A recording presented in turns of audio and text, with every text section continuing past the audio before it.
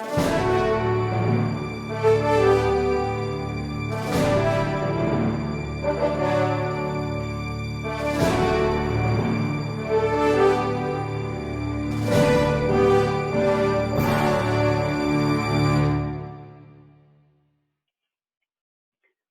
everyone to another episode of Vanquish. My name is Samkelo Khatebe, and remember, we are still in the coronavirus pandemic, so make sure that you still maintain your social distancing, that you wash your hands regularly, and most importantly, that you wear your mask. We are not out of the woods yet.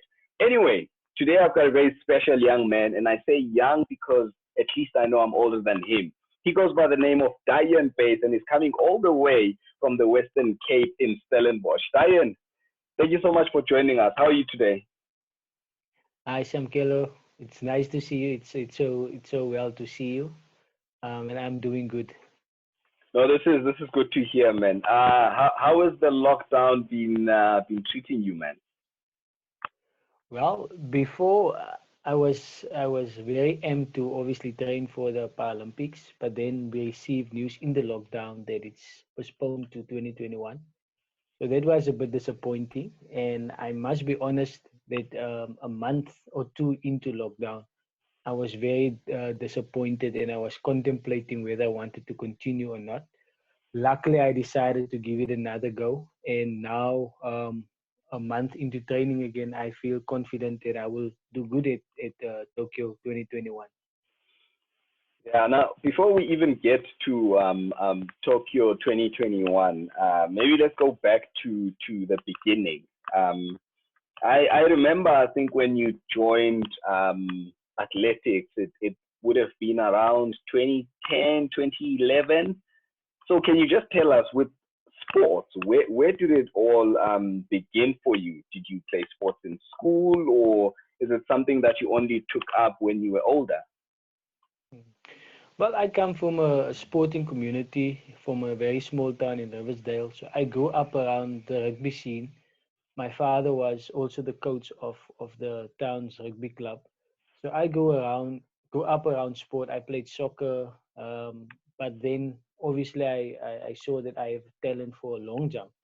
So in 2008, when I was in matric in Riversdale, I competed with able-bodied athletes, and I broke the school's long jump record. And I think I was about 6 centimeters away from the world record that was broken at the 2008 Paralympics. So I saw that happen at the Paralympics, and I said, "Yo, I have the ability to be there." And that is when my London 2012 dream started, and that is how the dream started in 2010. I started with my theological studies, and then I realized I am now in Cape Town, and maybe I must do research about where I can participate in sports for people with disabilities. I emailed a few people, and then I got classified, and that is how I started. And I think Suzanne, my coach, that is also a national coach, she saw me at the provincial trials, and that is where you and me went to the same team, Yeah. or in the same team to New Zealand, Wow, 2011. that didn't take you very long, Diane, to make the Yes. national team, especially Mm, at a level of world champs. Because if mm, I think about it, or maybe I joined when I was a bit too young, I suppose. But I mm, mean, it took me a good 5 or 6 years before I made it mm, to World mm, Championships, and then there you mm, are a year into it, and then the following year you qualified mm, for World Championships. How did mm, that feel like? Did you feel like you were definitely gonna nail it because it mm. took you such a short period? Well, no, I was quite surprised the day when I received the phone call. I didn't expect it to be so fast. When I told my parents, even they couldn't believe me at first because they said, "No, it's too fast. How is it possible?" But I was very fortunate that it happened in that way. Remember, I didn't qualify as such because I didn't participate in an individual event, but I went with as part of the relay team. So that was a very good opportunity for me. And when I witnessed my individual events, the long jump and so forth, I knew that if I was in that competition, I would have medaled. but because I didn't qualify yet at the national championships to do the individual events, I couldn't. But that was obviously motivation for me to come back home and work hard. And I think that is the reason why I did so good at the 2012 Paralympics. When you were competing in school, you say that you were actually what 6 centimeters or so away from the world record Hmm. that was broken at the Beijing Paralympics. Did the people that you were competing with even know that you were disabled? Well, I don't think they saw it as a disability. They knew there was something wrong with my head, but I don't, but I don't think they classified it as a disability.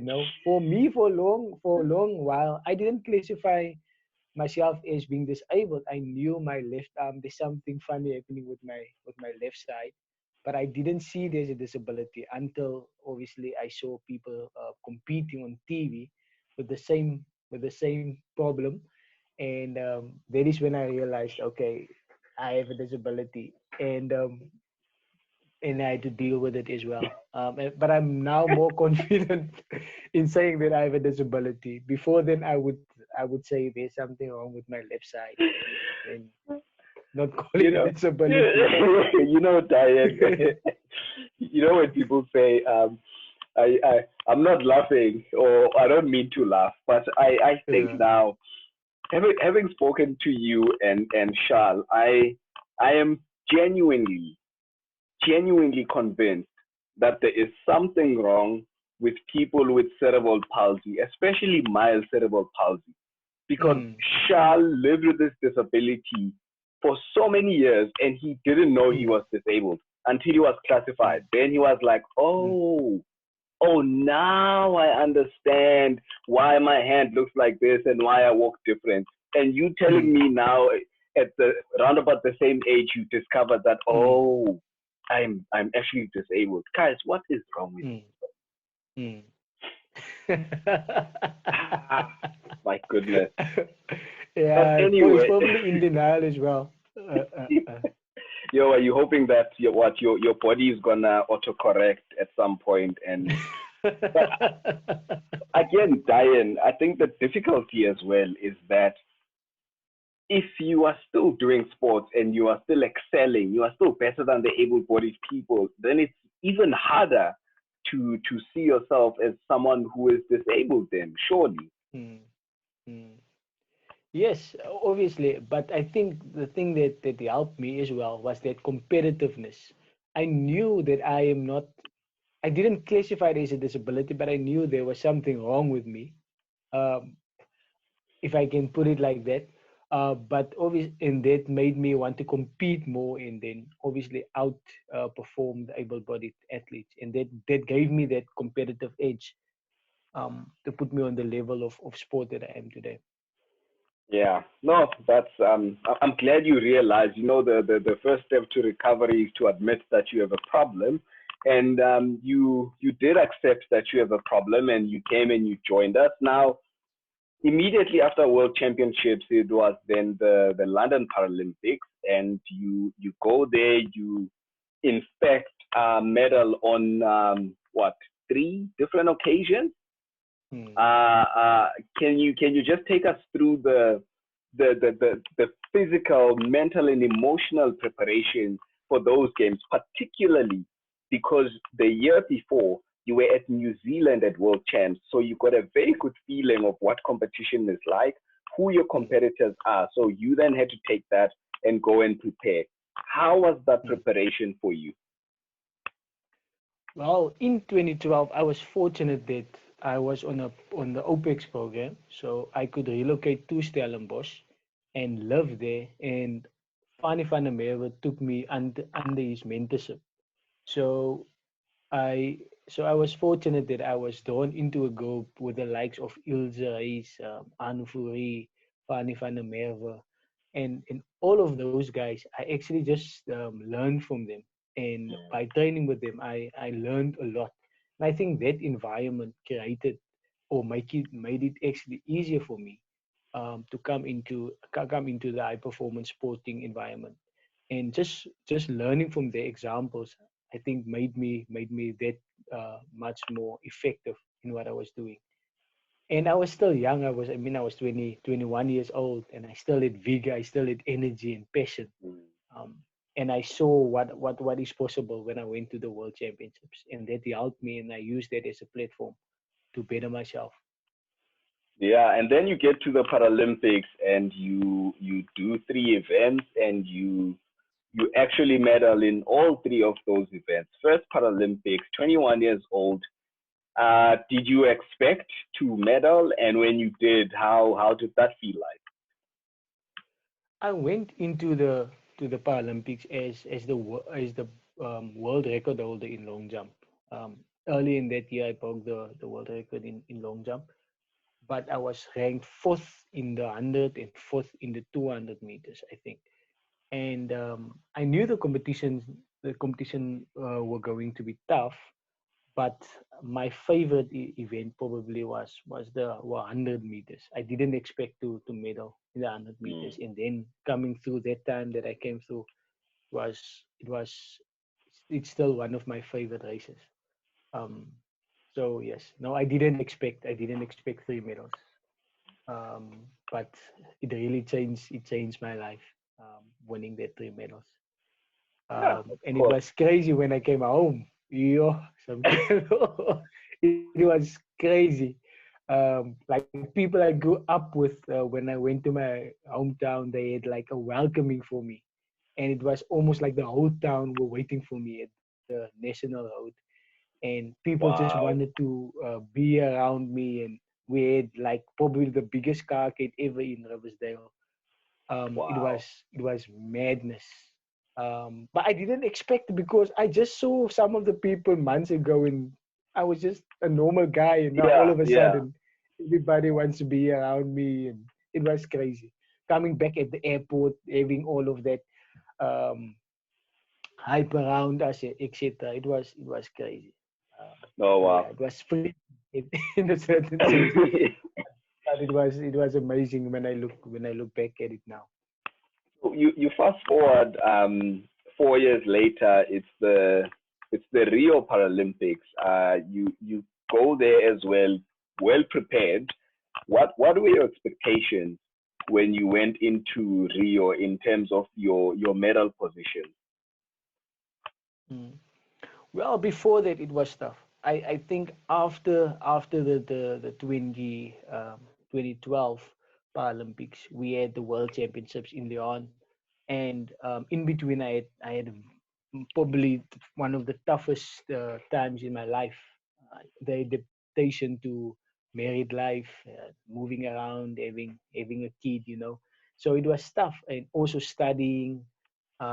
So by hard to believe, financially it was tough as well, and to such an Mm. extent that I had to start working with a sports psychologist, and Wow. so that helped me through a lot of stuff, and obviously the pressure was up, knowing that I've been a medalist before, um, but going into the Paralympics, 2016 Paralympics, I knew that I have been well prepared for the 400. My mindset was right, and then I go there, and I had my first disappointment in the 100 meters, coming out Mm. fourth, having been second and having a silver medal at the previous Paralympics, and having to work through the disappointment, knowing that the event after that is still the long jump and then the Mm. 400 meters. So I had to work through that disappointment and try to get through that.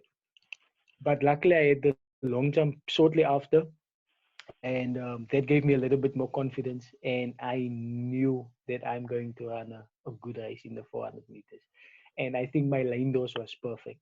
The previous world record holder, the world record holder, the Paralympic champion, were all in front of me in lanes 8, 7 and 6, and I'm a good runner when I pace myself against others. Mm. And so I had a strategy, and my lane doors were perfect for me. And I think that was. I still get goosebumps if I watch that 400-meter race in Rio. It Yeah, was but it was amazing. Yeah. You brought home a gold medal. I mean, surely Yes. that must still feel like one of those where you're so nervous. It's like you don't know who's gonna win. Mm. Mm. Yeah, no, it was amazing. I mean, just the singing that national anthem. I know you have had this experience. It's incredible. When that anthem plays and you stand on that podium, I don't think. Okay, there are some experiences that might come close to it, but it's a once in It's a lifetime experience. Yeah. No, I know exactly what you mean. It's like Mm, nothing else. The truth of the mm, matter with the national anthem for athletes in particular, unlike let's say a football match where uh, it's an obligation that you would sing before the match begins. You know, mm, a gold medal at Olympics or Paralympics means that you will get the national anthem, so it's like a reward. The national mm, anthem is a winner's song. It's a champion's anthem mm, at mm, Olympics and mm, Paralympics, and that is why it carries so much more meaning for us. Now, mm, you've done well. Now you've moved past the two major Paralympic games. You've done world championships. I mean, you brought so many medals as well in the relevant events. So you're now looking forward to Tokyo 2020, and yeah. Before everything was postponed, what were your expectations? What were you hoping to do differently for the Tokyo Paralympics?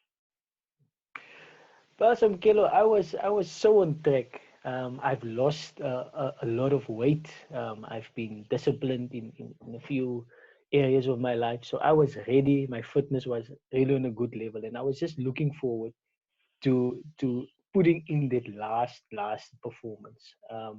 And I was excited to go and finish in style, and then COVID happened. Um, and obviously it changed a lot of things. Um, but I was really ready to go and have a blast of a time and to give my best for my last run. That's obviously sad to hear that this was actually going to be your last Paralympics.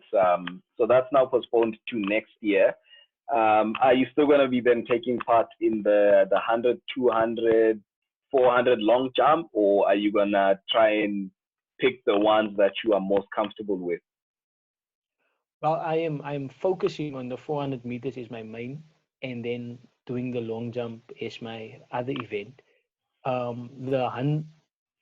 The long jump is the last event, so that is why I'm considering the long jump as well, because the long jump is the impact is really worrying for my knees.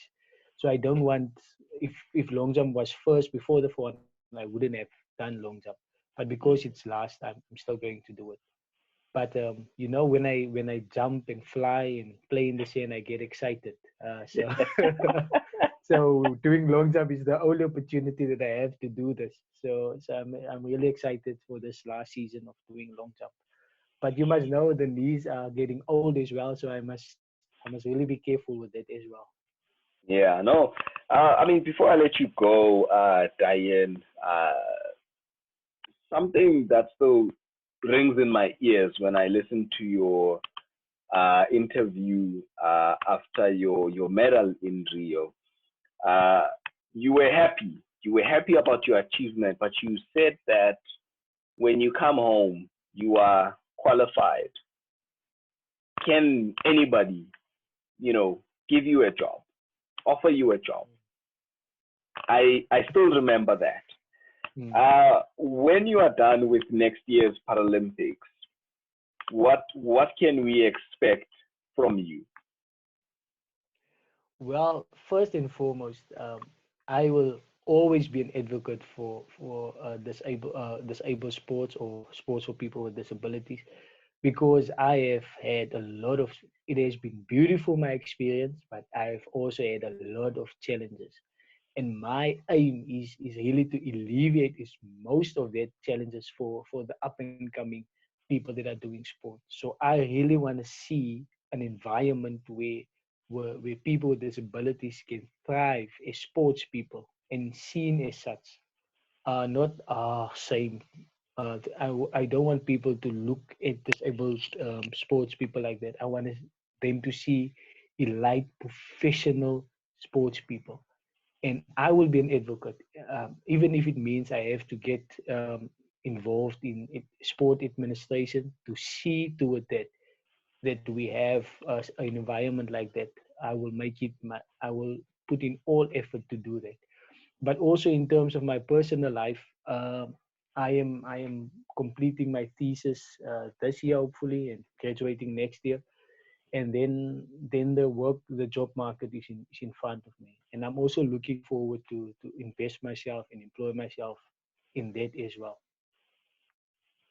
Yeah, it's gonna be a very sad one. It's gonna be a big loss for South African Paralympic sports, Diane, when your age group, the likes of Andrune, Charles, the Tyrones, when you guys retire, it's gonna be sad because then I don't think that we'll be able to deliver as many medals as we did in the past. And I also don't think that doors are opening well enough for the younger generation to take over and be at the same level as you guys are. So it's going to be a big loss. But anyway, as long as you remain involved in the sport, I think that we can all try and take it forward and help it grow into something even bigger than what we had on our time. So yeah, let me thank you for your time. Thank you so much for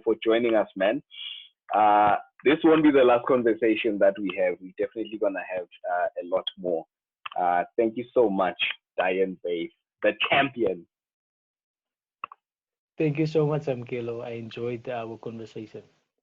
Yeah, I know everyone else. So just in case you maybe don't understand, really you must watch the interview I did with Charles Dutoit. This is where you will understand that people with mild cerebral palsy genuinely have a problem in this world. They don't know that they are disabled until they are classified. It is a fact, and I have proven it on this show repeatedly. There's something wrong with T38 CP. Anyway, you must have yourself a good evening, Diane. Thank you so much, and everyone else Thank you, watching at Amkelo. home. Thank you for joining us on another episode of Vanquish, where odds and obstacles exist only to be conquered. Till next time.